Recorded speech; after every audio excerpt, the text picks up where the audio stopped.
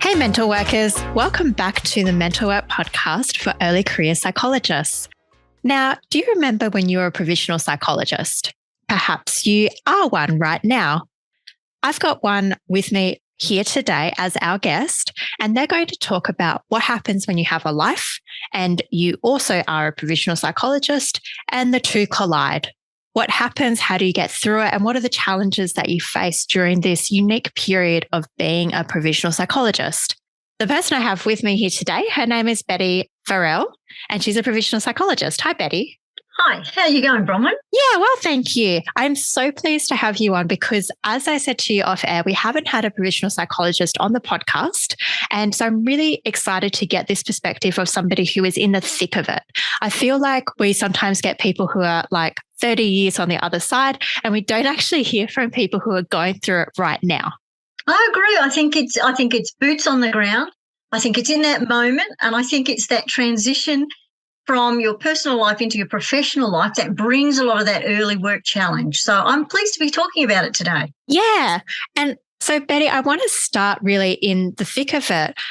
When we were talking off air, you have had some pretty challenging experiences during your Prov Psych time. And I wondered if you could just take us back to the start. What happened? So this year has been phenomenal. So I kind of feel like I signed up for a new job and a new career, but also my life kind of fell apart as well. So within the first 6 months of this year, I've moved 500 kilometres from my home. I've started to go through the process of going through a divorce. One of my children, unfortunately, had some mental health concerns and ended up in a mental health unit. One of my children has had some fertility issues, and then each day I get to go and work in a remand centre. And the primary nature of our work is to work with suicidal people or men struggling with self-harm. And they're incarcerated for some dreadful crimes, but still it's about seeing them as human people and treating them with dignity as well. So it's been a really challenging year. Oh, my goodness. So when I hear you say that, I just imagine somebody walking around with 10 boxes stacked up high, and they're labelled for you moving 500 kilometres, starting your provisional psych. So you're doing the 4+2, is that right? The 4+2. Wow. And this is your first year? This is my first year. I've done 20 years as a special education teacher and a behaviour teacher. Yes. So there's been quite a shift even in how we see our client. Yeah. From an education background, we're all about taking care of all of their needs and doing all of the care for them. But as a psych, the work is more about supporting that client to problem solve concerns in their own life rather than taking those concerns off them and solving it for them. So it's been a real shift that way as well. So there's been so many transitions, not only from, I guess, coming from the special education background to the psych work, but also moving places and then I guess going through your own family struggles that have been very challenging. Oh, my goodness, Betty. How have you gotten through this? It's kind of like that saying, pain is inevitable, but suffering is optional. It's been a real struggle. And for the first couple of months, I really didn't know whether I'd made the right decision, whether I'd bitten off more than I could chew, whether I was a professional enough person to become a psychologist. You know, we all suffer from a little bit of imposter syndrome. Yeah. And I kind of felt like, whoa, I'm really in the deep end playing with the big boys and really I shouldn't be here. So it was really important to take some time. I have a great supervisor who really stops and helps me work around, just because you've finished your studies doesn't mean your learning is over, and we've still got to continue to learn and adapt and grow each day, and to also look at those challenges on a daily basis instead of trying to, eat the elephant in one bite. What can I do today? What did I do well? What can I improve? And that's been really helpful in sorting out some of those issues. It's been a common theme throughout the podcast, actually. We know that it's kind of like if you've got support, you can almost deal with any or any kind of situation. Can you tell us a bit about how your supervisor has been able to guide you through this? Well, one of the things that really caught me off guard is moving into those close, supportive, therapeutic relationships. And our practice, we're empathetic people. We wouldn't be working with people if we didn't care about people. So that's a given when you're working in a therapeutic space. unfortunately, sometimes we just want to do everything for people and make things better. And so my supervisor has really helped me work through setting up proper boundaries, therapeutic space that is safe, not only for myself, but for the client as well. And we've done a lot of work around transference and countertransference and how that kind of muddies the water, and that instead of focusing on the client's feelings in that space with that issue, there's that problem of them transferring it to you. Yes. And also that countertransference where I am projecting my own frustrations onto that client. And then you can understand no one is benefiting from that. It's a really murky area. So coming back to those boundaries, those roles and those responsibilities, I know it's really unsexy language, but it's really supportive of an early career psychologist to figure out what is my contribution in this moment, but also what is my responsibility. That sounds massively helpful. And Betty, it just strikes me because I'm literally only just learning about those concepts that you just described. And I have 2 years post-registration. I'm just learning about this transference, countertransference, and managing this over-responsibility for my clients. Because when you said that, I was like, oh, yes, I want to make everything better too. Of course we do. Absolutely. And I feel like that's even more important in your setting when you're working with incarcerated clients, I guess, in high-risk situations. They are suicidal, and they have other risks associated with them. It sounds like understanding that transference, countertransference would be essential in that setting. Well, look, and I think that's where it's been a bit of a double-edged sword. I'm 53, so I'm late to the career of psychology, but the benefit is that I'm 53 and I've had a life experience as well. My eldest child is 30, my youngest is 21, but when we're working in a correctional environment, working with a lot of vulnerable young people who perhaps have not had a really nurturing or safe and secure attachment with parents. And that space for countertransference of wanting to go in and rescue them is really dangerous ground. So it's really important to kind of like check myself in the morning, see where I am emotionally, and make sure that I'm staying within those roles and responsibilities, not just for my safety, but for the safety of the client as well. We deal with people who struggle to manage their emotions, who struggle to regulate themselves, who have low distress tolerance. So a lovely, nice lady who's going to come in and listen to your stories, it's really easy and tempting perhaps to give that baggage of problems to her to manage. Of course. But we know in the real world, when these men are released, I'm not going home with them. I'm not making their doctor's appointments. I'm not making their bed. I'm not making sure there's food in the fridge. So it's about teaching them strategies to manage themselves. Yeah, absolutely. And you sound so clear about this. Like when I hear you talk, I'm thinking, wow, Betty has so much clarity around this. I do wonder whether if you reflect on your career prior to starting this provisional psych journey, do you feel like that self-awareness comes from a long journey, long professional journey for yourself? And this is kind of the next step for you? I think parenting 4 children, studying and working full time, makes you clear up your act pretty quickly. And hey, I know I can sit with you, Bronwyn, and it's a safe space and I can talk about my challenges. But on a day-to-day basis, I wouldn't want any provisional or early careers to think, mate, it's just that easy. You've just got to think about it and it's sorted. It's been a real struggle. And I think for the first 2 or 3 weeks, if I hadn't cried at least one day during my day at work, that was a very rare day. We meet some very vulnerable people, people with intellectual impairments, people with really sad child trauma stories. We would be heartless people if we weren't affected by that. We can empathise and hold a safe space with them, but it's about being mindful of not taking that on and taking it away with us. And that's not easy, but it's something you've got to work at daily, isn't it?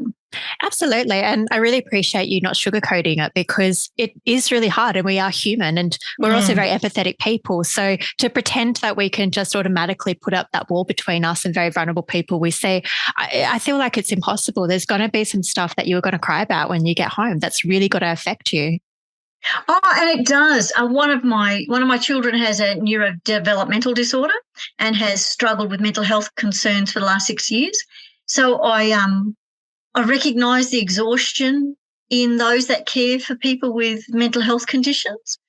it doesn't equip me anymore to care for them, but it also doesn't make me impervious to their situations either. But I think the best thing, I remember when my son was admitted to a hospital and he was only 16, and I had started my psychology degree, and I was talking with him with the doctor, and the doctor stopped me and he said to me, your job right now is to be his mum. Your job is not to be his mental health clinician. That's our job. So you just have to worry about feeding him and caring for him and loving him, and the rest of the stuff is ours. And I think it's really important for us to figure out, what is my role in this? Yeah. And also to be really aware that, like any change, like whether you've ever tried to, change a diet or change a habit, change is a long, tiring process. So what are those guideposts that tell you you're on the right track? What are those guideposts that tell you that you're traveling along a track? But also, what are those things that you say to yourself to keep you in the game? If you haven't got skin on the field, you're really not in the game properly, are you? Exactly. But you can't burn yourself out either, can you? No. And I feel like you're pointing to something that's really common amongst provisional and lots of other psychologists as well, is that we want our clients to change. We want them to get better. And sometimes we don't recognize what our role is in that moment, is to support them through this moment. But change can be a long process. And we're like, why aren't they changing? Like, why aren't I helping them? And we're forgetting that actually our role is a helping one in that moment. And so trying to extend ourselves beyond that can lead to a lot of burnout. I feel like this is really important stuff to know as an early psych, right? And that's the thing. What is the stuff that burns us out? It's not that we don't love our jobs. It's that we overcommit to our jobs, or we overcommit to others. You can't drink from an empty cup, right? Exactly.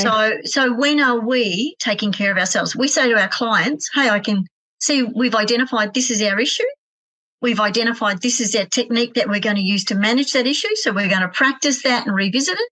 But then where are we having that conversation with ourselves that, hey, you're overcommitting your hours, you're not having enough personal time? Anybody in those first 2 years of the internship knows tasks, observations, yes, case reports, like it doesn't stop, logbooks, daily reflections. How do we balance all of that without burning ourselves out? And it's easy to go hot and hard fast and then burn yourself out. And we don't want to lose any more talented, qualified, capable people from our field. I completely agree. Not now. Yeah. No, absolutely. And that's one of the aims with the podcast, is that we keep on burning ourselves out. We're losing these wonderful people who could have stayed in this profession that they love, but we're actually, just burning ourselves out so much. I do wonder if this is your experience. You seem to have, just from speaking with you, I'm going to say you seem to have robust self-esteem. And I'm going to say that because I feel like a lot of early psychs, they do have these feelings of inadequacy, whether that's projected on them from supervisors or unhelpful colleagues or anything like that. And they can begin to feel inadequate, so they push themselves really hard. And I just wondered whether you had kind of felt this, or whether this was something that's not on your radar. No, I think having 4 adult children kind of knocks the edges off you. Look, I love them, but they are cheeky people. So I think it's about trusting in yourself. I think, if you don't know who you are, if you don't know what you stand for, if you don't know your qualities and your failings, I think that's the thing. Having gone through a divorce over the last 6 months, my husband and I were married nearly 25 years. We've been friends for 30 years. So this is a long-term relationship, but it's like with any divorce, it's the pain of the potential, but it's about recognising, well, what are the things about myself that I don't like? What are the things about myself that I do like? And what can I change? Or what am I willing to change? And I really feel for young women who are going into the psychology field, in that you need to be all things to all people. And I think that that's unrealistic. And I think you need to identify your own style and your own personality, and identify how much of that you're willing to take to work. Some people are very effusive, very, very open, very kind, very truthful, and that's okay to bring it to work. But how much of that can you give without starting to burn yourself out or suffering from that vicarious trauma of over-investing in clients. Absolutely. The vicarious trauma is a big thing. And I completely agree. Like as a younger woman myself, in my 30s, not in my 20s anymore, but still on that younger cusp. Yeah, thanks. But definitely when I was doing my internship, I literally remember having a client and I was like, I do not have the skills or capabilities to take on this client. I think if I continue to listen to them, I don't have the protective capacity to help myself from that vicarious trauma, very, very extensive trauma history. And I wanted to say that I don't think that they're appropriate for our service. However, the workplace, the way that they were communicating it was though it was a failing on my part and that I was being incompetent rather than actually having quite a mature capacity to be like, I don't think this is for me. They can get better help elsewhere. And I don't think this is a unique experience. But it just goes to show that sometimes we can butt up against other systems, I guess, that foster this inadequacy. I think it's a very brave thing of you, Bronwyn, to say that. I think especially when we're, first in a new role, in a new place, we're learning their policies and procedures and the culture of the workplace as well. And I think it takes a lot of courage to be able to say, hey, I don't think I'm the best person for this job. I'd like to share a story from my workplace. So, of course, protecting the anonymity of our clients. So I work with a young man. He's a prisoner under the DIPSO Act, which is the Dangerous Prisoners Sexual Assault Act. He has a personality disorder and has had a lot of childhood trauma. Because he has borderline personality disorder, he has very chaotic relationships. He's very needy, as well as rejecting you if you don't do it the way that he wants it to be. He has attachment issues. So working with him in that space, there've been plenty of times where it had blown up in my face and I thought, mate, I think I'm really out of my depth here. And I was concerned about doing more damage to the client by being unskilled and unqualified enough to work with him. But I had a conversation with my supervisor who was really brilliant on saying, that first do no harm, do your very best and try to go forward. But the clarity about roles and responsibilities, about what is the purpose of me coming to talk to you today, about having belief in your own capability to manage just that tiny portion. We're not talking about curing them in the short term. We're talking about assisting them to manage themselves. But one of the things that my supervisor spoke to me about with this challenging client was about being aware of that transference and that counter-transference, him projecting his needs onto me, but also me having troubles with my own unresolved conflict and reflecting that upon him. And then going to my supervisor at the workplace and having a frank conversation. And sometimes that's the best thing, to go and say to somebody, hey, I don't know that I'm capable for this. This is my plan. This is what I'm willing to do. What kind of support can you give me? And the supervisor that I've got that I work with was saying there's a difference between being assertive, being aggressive, and also being passive. And so we really want to be working in that assertive space where we are recognising our skills but also acknowledging our shortcomings and then looking for support. Not quitting or giving up, but saying, is somebody better placed to suit this person? If I continue, what kind of support do I need or what additional training do I need? So I've gone off and done a lot more training in personality disorders, and we are still working together today. And it's been a really important relationship, and it's stretched me. And I've gone home humiliated, and I've had him raise his voice at me and be quite threatening.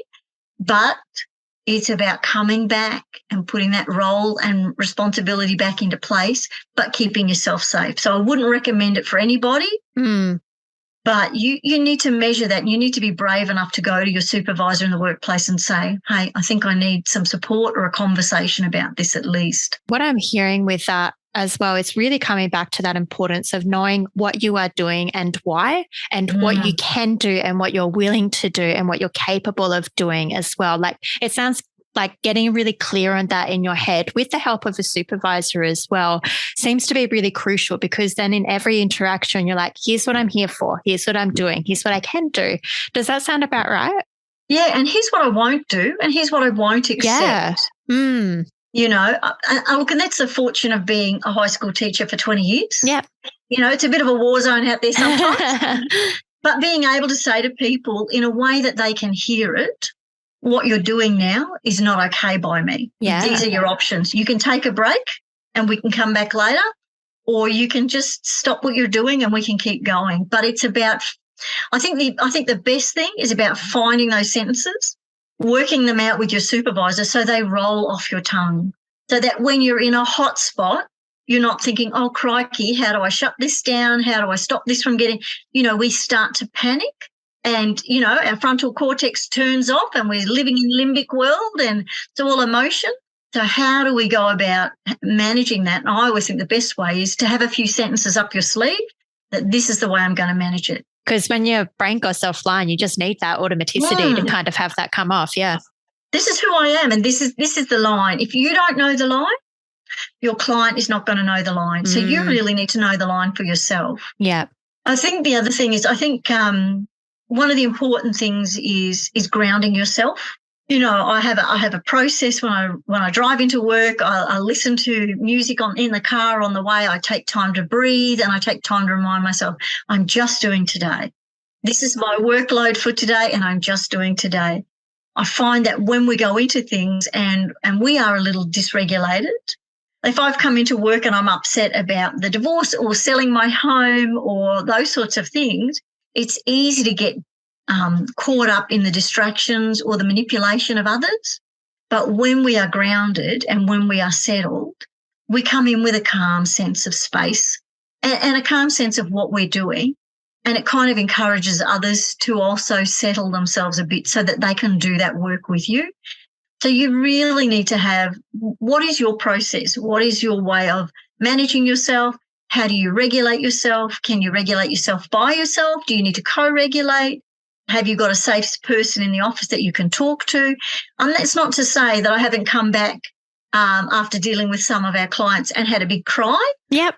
Or had a big stomp and a rant and said, that man is so rude. Yeah. There's nothing wrong with a vent. But if you live in vent world, then there's something wrong. Absolutely. And just to echo that, it is so important. And I think it's so true as well, because I also have similar experience when I've worked in hospital settings with patients who have, say, dependent personality disorders or other disorders where they are very, very anxious. I always said to myself in those settings, like, I need to calm down here. I need to be okay. And then I'd give myself a moment. I'd do something else. I'd tell my colleague, and then I'd go excuse myself and just make sure that I am okay. And absolutely, I would notice a difference. If I am calm, it's much easier to project that to patients and you get a much better interaction. Look, and that's the thing.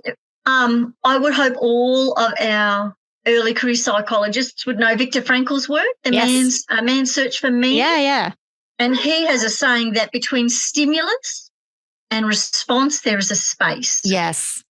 And that's the space we're looking for, is to capture that moment between that stimulus and before that response, where we are taking a breath and figuring out what we're doing here.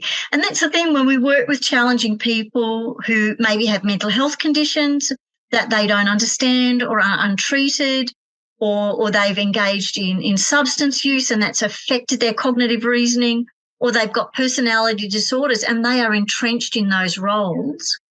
When we can look at it objectively and in a clinical perspective, it kind of frees us up to not personalise the way that they are engaging with us. And we can kind of see, hey, this is a person who's, the function of this behaviour has been to meet their needs, and it's been repeated over and over and over in a maladaptive way, but it's met their needs. So now we're going to come along and we're going to look for that space where we can respond to them compassionately, honouring their human rights, but also not being swept up in that disorder that they're struggling with right now as well. Yeah, it's a very wise mind kind of thing, isn't it? I mean, like kind of walking that path between the emotion mind and I guess like the rational mind fully. It's this very wise mind path. And I think that is so helpful to know and to kind of work by, because it also removes the stigma from clients. Like sometimes when we're challenged by clients and we are getting dysregulated, we can jump to all sorts of negative conclusions about their intentions. But when we actually see the function of the behavior and we see them as a human and a person first, it's much, I would argue that it's much better for us as clinicians, but also more beneficial to them. Oh, look, I agree 100%. I worked with a man in the remand centre where I am, and I had gone down to do a risk assessment. He'd had a recent self-harm incident, and we were assessing him for his level of risk and what kind of support we could put into place. And he was really defensive and really closed down and really reserved and clenching his teeth and grinding his teeth and had tight fists. And the more he presented this external behaviour to me, the more I closed down. And instead of presenting an inquiring mind and looking at his incident with curiosity and where is our space to support you, I just was caught up with the grinding teeth and the clenched arms, and I closed down. And my questions went from open-ended questions to really, so, is it intention? Is it your intention to take your life? Do you have a plan? Really unhelpful stuff, especially around a really sensitive topic. But I found that when I left him and took a moment and half an hour later before I started to write my report, I thought, no, I need to stop. I'm going to get a cup of tea. And I went and talked to somebody about this man. His presentation reminded me of a challenging stepfather I'd had. And I had been caught up and triggered by that external presentation of behaviour, whether that was all I could focus on. And I wasn't really open to hearing what that man was saying. So I really needed to take some time to recognise what was occurring and ground myself. And I do a lot of self-talk. Yeah. As you can tell, Bronwyn, I love to talk. Yeah. Oh, I didn't know that, Betty. So I do a lot of self-talk. I say to myself, you're safe. I recognise that this is really similar to my stepfather, and I recognise that this is how he presented before he would become violent. But you are safe, you're an adult woman, the moment has passed, it's over, you're okay. And once I was able to settle myself, I could write a report reflecting what that man's needs were as opposed to what my emotional response was. And it's not easy. It's a tough gig. Yeah. I don't want to tell any early career people that this is, mate, you just make a decision and that's it. It's not. It's tough day-to-day work. One thing that strikes me is during my training, I was really just trying to survive. I wasn't, and I didn't know about transference or countertransference, and I wasn't actually encouraged to pay attention to my feelings during interactions I had with clients. It was more about the strategies that I was using and how am I going to justify and defend this to our funders. So it was all about, I guess, this kind of administrative type things. And it's only now that I'm paying attention to my feelings. But hearing you talk, it really sounds like it is worth it early on from the get-go to really know your own stuff and pay attention to your feelings. And we've had a real great surgence of therapists talking about, getting in touch with what's going on for you before you can get in touch with others. Dr. Edith Iger says you've got to feel it to heal it. Yep. And we would say to clients who've got drug and alcohol problems, you can push it down, but it is going to pop up somewhere else in your life. And we are no different.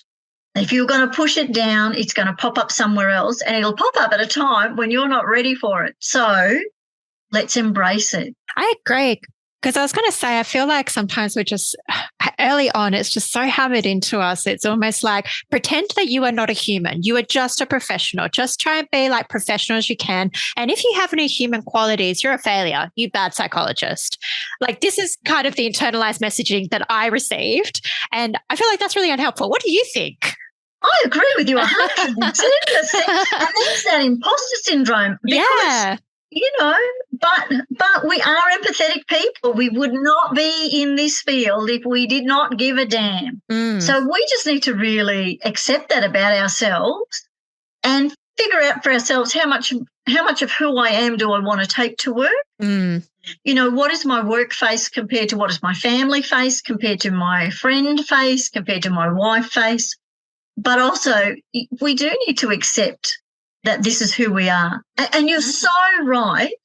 I work in a remand centre and it's a government organisation. So we do have those policies and procedures that change all the time and put restraints on us about what we can and can't do and what does our therapeutic work look like. But I suppose it's about being true to yourself and finding what space will you work in. And I'm a big supporter of radical acceptance. I really am. It's very much like a Buddhist philosophy. It's about accepting what is not under your control and embracing what is occurring in a non-judgmental way. We need to really let go of that illusion of control. If we have a client who's not responding to us, we can't manage that. If I feel like my day is going to be set on fire because my home is gone on the market, I just have to manage that in the space that I can. So radical acceptance is about it's about looking at these two different ideas can exist in the same space. The client can think, I had a client tell me, nobody likes you here and you're not very good at your job. Oh, geez. Poor fella didn't realise I'd been teaching high school for 20 years. And I said to him, I'm quite okay with that. You can tell your friends I don't take any nonsense. Share that story around. Nice.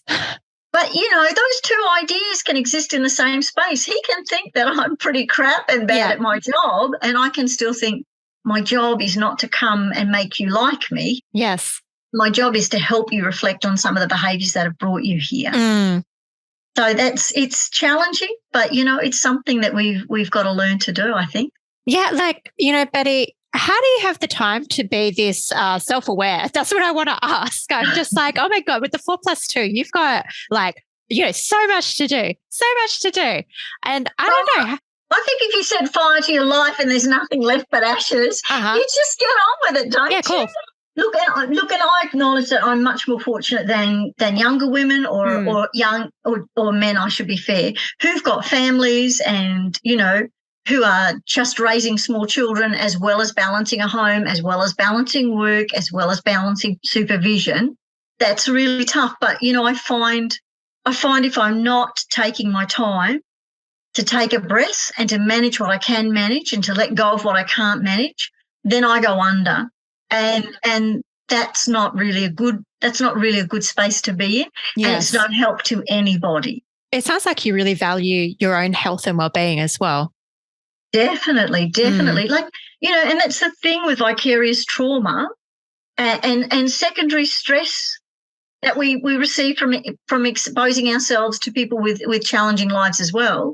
If we continue to work in that space and don't do self-care, and I'm not talking bubble baths and fluffy robes, I'm talking about keeping that doctor's appointment. Yeah. I'm talking about going home at the end of your shift when you're supposed to. Yes. I'm talking about making sure you eat one decent meal a day. It's like your mother said, have a lot of water, have something to eat and go to sleep. You'll be fine. If you don't do those things, we are so much more at risk of vicarious trauma. And it's a really serious thing where we're going to lose a lot of people from our field. Yeah, I agree. Absolutely. It's almost like people... these are very serious things. I can hear that you think it's quite serious with the vicarious trauma, and burnout is a serious condition as well, but sometimes it's talked about quite flippantly. But it's actually very serious, and it can really get people out of the field, which is something that they've wanted to get in. And I think that's the biggest thing for me is self-care is not about the bubble bath once a month or binge drinking with the girlfriends on the weekend once a month. It's seriously going to bed and taking care of yourself, but putting time aside for your family and putting time aside for yourself and, making sure that you're nourishing yourself as well. Reading stuff that keeps you engaged in the profession, reading stuff that inspires you, like anything from Bruce Perry, his work about the boy who was raised as a dog. Yeah, I read that one. Hey, how good is that? So good. So good, but so easy to read, so easy to dip in and out of. Who are the people that inspire you? Where is that knowledge that you're gathering? Some of the training that we do, especially your assessment tasks, they can be really quite dry if you're not a psychometric assessment kind of person. So where is the stuff that we're engaging with that's increasing our knowledge and understanding of ourselves, but also increasing our ability? It's like a muscle. The more you know, the better you do. it just really strikes me. So you've had a career before this in special education teaching. And I think you mentioned you had another career before that. I'm wondering what prompted you to get into, it just seems like such a difference to come into a remand centre and move 500 kilometres away. I'm just wondering what led you to this career change. Working in a remand centre is my dream job. Really? Wow. Really. That's so cool. Years and years ago, I worked in a low socioeconomic area. I taught high school. I taught senior high school, senior English, taught boys to read To Kill a Mockingbird who didn't want to read. So glutton for punishment. Yes. I found that when I worked with children from low socioeconomic areas, that it seemed it was never just the child that presented with barriers or presented with challenging behaviours. The closer you looked and the more you pulled on the threads, you could see that there was, generational poverty or literacy issues within the family or drug and alcohol. And so that's why I spent years working in behaviour. If I can peel back the next layer and support the family, then that will make a difference to the child. But the more I did that, I saw that mental health, how we think about ourselves, what our identity is, what we believe our capacity and capability is, really impacts on the future that we see for ourselves. So the more I worked with families and tried to see where was my bit that I could change, I realised it wasn't one bit. It's always coming back to who am I? How do I see myself? Am I loved? Have I got something to look forward to? And how do I manage when my needs aren't met? It's that circle of security stuff, a safe place to explore the world and a safe haven to return to when I'm challenged. And a lot of people don't have that. So we see people who get dysregulated, who get upset, and they don't know how to manage things or resolve problems or communicate. And then we find that a lot of them end up in remand centres. So in a way, becoming a psychologist it sounds like a perfect way for you to address what you see as the core difficulties that people are having, like when it comes down to it. Is that right? Yeah, and I mean, and I look at my family. So my husband's an oncologist nurse. We've been married 24 years, been friends for 30. We've got 4 children. 3 of our children are fabulously successful, beautiful people. And one of our children has a mental health condition. And it's not for a lack of love or a lack of caring or a lack of schooling. Sometimes these things just occur organically. And it's about, well, what does the support look like for that person? So it's not about putting them into a box and saying, oh, they're that way because of. It's about, well, but also how do we take care of all of the people in this family? Yeah.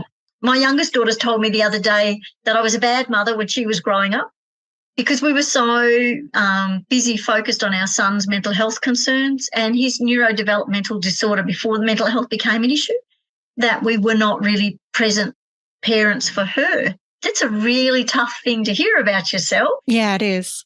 But what of this can I manage? What of this can I repair? And the best thing about life is there's always a tomorrow. We can always get up and go again. Yeah. And, the more we learn about ourselves and our relationships and how to communicate and how to manage ourselves, the better our life becomes, I hope. I hope too. And I think that's something that we try to demonstrate to our clients as well. And I feel like it really does change the trajectories that they are on when they can really be aware of themselves and aware of their relationships and come to that. So I agree. Well, and I know my supervisor says to me, mental health is like physical health. You can get better. Yes. But you need to have a plan and you need to have some support. So I think the same as we would give to our clients, we need to give to ourselves as well. Our mental health is important. We need to have a plan on how to take care of it. And you could be having a crap day today and feel like an absolute failure, but it will get better. It's, and everybody goes through it. Everybody feels overwhelmed. Everybody cries. Everybody thinks that they're inadequately trained, but that's why we're early career, isn't it? We've got opportunity to learn and improve. Well, exactly. We're not supposed to be perfect. We're early career. Like we're still learning. Like we are literally in the learning phase. And I don't really know anybody that I'd say is perfect. Hey? Oh, me too. Yes. If perfection is our goal, it's a pretty crap goal. I'd rather be, caring and compassionate and thoughtful and interesting rather than perfect. Yeah, I think if I was a perfect psych, I'd probably stop being a psych. I'd be like, oh, well, that's done. Solved world mental health, I guess. Yeah. Yeah. Well, Betty, it's been a real breath of fresh air, really, to talk to you. I feel like your mindset and the way that you are coping with quite challenging circumstances will really set you up to continue to do well in the role that you're in. I did want to ask you whether, because I'm betting that there is a provisional psych listening to this and they are maybe having a hard time with their internship. It's quite demanding doing the 4+2 and it's quite demanding doing the 5+1 as well. It's just very demanding being a provisional psych. And I wondered if you wanted to say anything to them, for the ones who are having a really tough time right now. Anyone who's having a tough time, I would say, figure out what your boundaries are. What does home life look like? What does work life look like? Have you got an imbalance? I'd also say, where is your space? Who are your safe people in your safe space that you can talk to frankly and openly and get not just sympathy, but empathy and support? But I would also say feel it. Feel all of the challenges and feel that you can do better as well. And again, I go back to pain is inevitable, suffering is optional. You've got to keep your focus on where you're going, what your balance is, what your plan is, and you'll get there. And I would say to anyone who thinks that I've got it together, I really do not. And everybody has a challenge, but I could not do it without the people in my team who support me, a fabulous supervisor who I'm ugly, honestly, embarrassingly truthful with, because I think that's the only way you can do it. If you are feeling like an imposter, that's okay. Everybody starts out feeling that way, but it will get better if you can manage it in bite-sized pieces. I completely agree. Thank you, Betty. It's such good things to hear. It really goes against sometimes the tide of expectations and pressure and I guess trying to monitor ourselves so tightly. And sometimes it just feels so suffocating. And I feel like hearing you say that it really puts me at ease. I quite enjoy it. And I hope it puts listeners at ease too and gives them some hope that, it's one step at a time, one day at a time, one interaction at a time. Thank you. No worries. I just want to say my supervisor gave me a piece of advice when I was complaining about my workplace repeatedly. Because, in those first 6 months, it's really challenging and you think, am I where I should be? Hey, I moved 500 kilometres. Am I where I should be? Is this a terrific mistake? And he just said to me, if this is not where you're meant to be, where is it that you want to be and what are you doing about getting there? Maybe you're struggling because it's not a great fit. But maybe you're struggling because it is a good fit and you just got to develop that skill. If you're not where you want to be, where do you want to be? Our internship, we're so desperate to get on and to find a supervisor and start the process. But this is our one truly wonderful life. Are you spending it the way you want to? Yeah, this is it. This is it. Perfect. Thank you so much, Betty. I really appreciate you sharing your story and your insights. I feel like this will be immensely helpful to our listeners. And thank you so much for coming on the podcast. I really appreciate it. Thanks for your time. Yeah, no worries. To everybody listening, if you have any feedback, please send me an email at mentalworkpodcast@gmail.com. You can also join us on the Facebook page. And I'd be really keen to hear what you've taken away from what Betty has said to us. And I hope that it has really helped you in some way as well. Catch you next time and take care, everybody.